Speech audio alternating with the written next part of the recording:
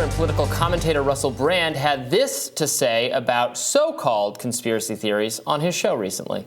You know, you do some tweets that seem to be, or at least give support to some who would call others conspiracy theories. At this point, and let me know if you agree with this in the chat, the term conspiracy theory could be understood to mean information that the mainstream don't really want you talking about. The main conspiracy theory that we report on, as a matter of fact, is that powerful government and corporate interests collaborate in order to subvert democracy. We've got some evidence, though, so it's not a total conspiracy. Yes, but I mean, honestly, you know, some of these conspiracy theories have turned out to be true.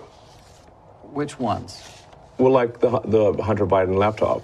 That's true. Yeah. Yeah. So the Hunter Biden laptop story is important for a number of reasons. One, its release at the time when it was uncovered may have affected the outcome of an election. Two, some of the information on that laptop pertains to the financial dealings of the Biden family, possibly even Joe Biden himself, allegedly. What we're interested in is the management of reality and how the mainstream media functions as a propaganda unit, ensuring that you're only exposed to certain information and denied access to other information, and that is always expedient to their desired outcome. This comes as Media Matters for America published an op-ed this month slamming Brand's show as, yes, uncritically platforming right-wing figures and conspiracy theories. Media Matters lists the topics of those so-called theories. They include the Hunter Biden laptop story, COVID-19 vaccines, Trump-Russia collusion, and the Twitter files.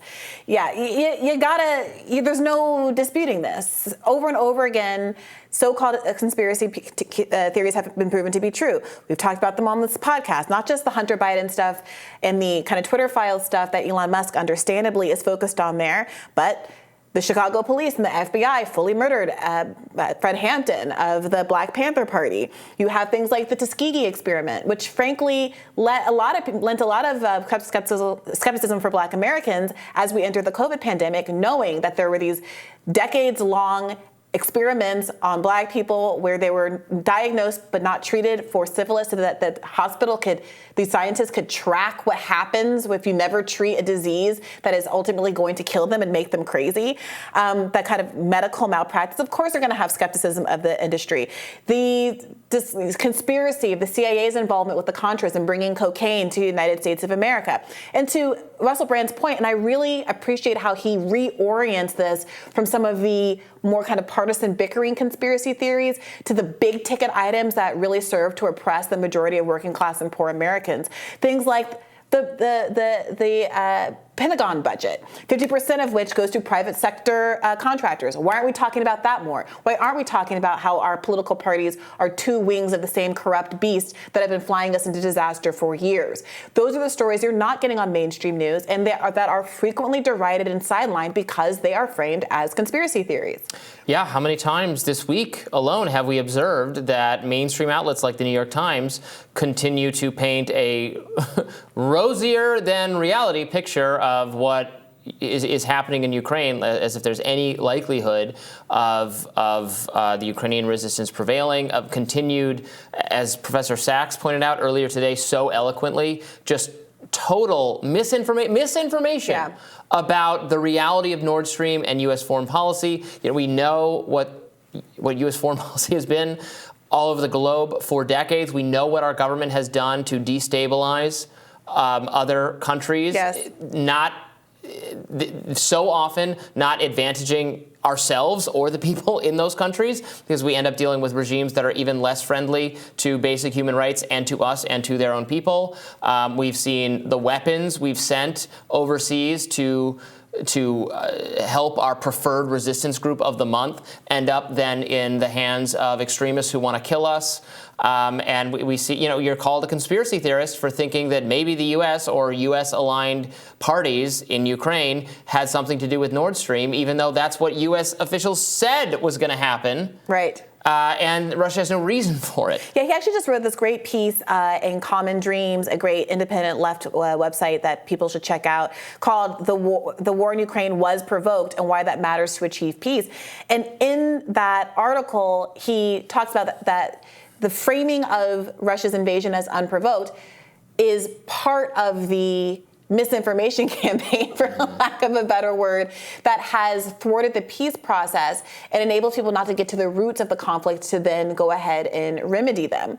He says that, of course, talking about provocation does not mean that Russia's invasion was legitimate. He describes other tracks that Russia could have taken to try to make the case for why NATO expansion was a bad idea and get broader support from the international community on that score. But he also goes back and points out that this is a conflict that started many years before, in 2012, 2013. He goes through the call with Victoria Nuland, where she is having an open conversation about who the United States is going to put to replace Yanukovych, who was a more neutral, Russian-friendly leader of Ukraine.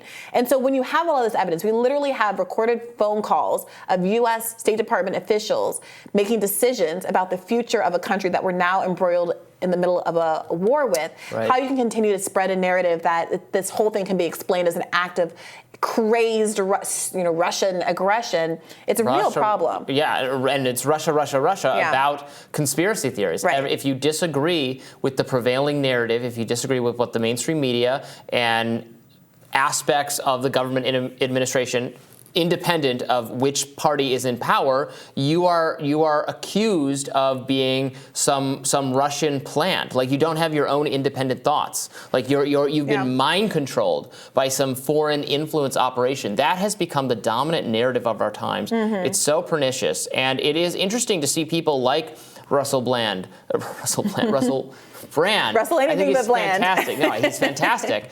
It's so interesting to see him, Joe Rogan, Glenn Greenwald, these people who are independent thinkers who have long characterized themselves that way and were long I would say not necessarily friendly with Republicans or the right, now being so identified with them by watchdog organizations like Media Matters because they depart from the orthodoxy on foreign policy, on COVID, on some of these other issues where there's a lack of imaginative thinking about what could possibly be. I mean, what's really interesting, and we talked about this a little bit before in another segment, but it is also true that the constant validation of conspiracy theories is true leads you to be in a mind place that, well, anything could be true, which also can go a little off the rails as well. So other conspiracy theories that have widespread traction these days have to do with, the target is transing our children. Mm-hmm.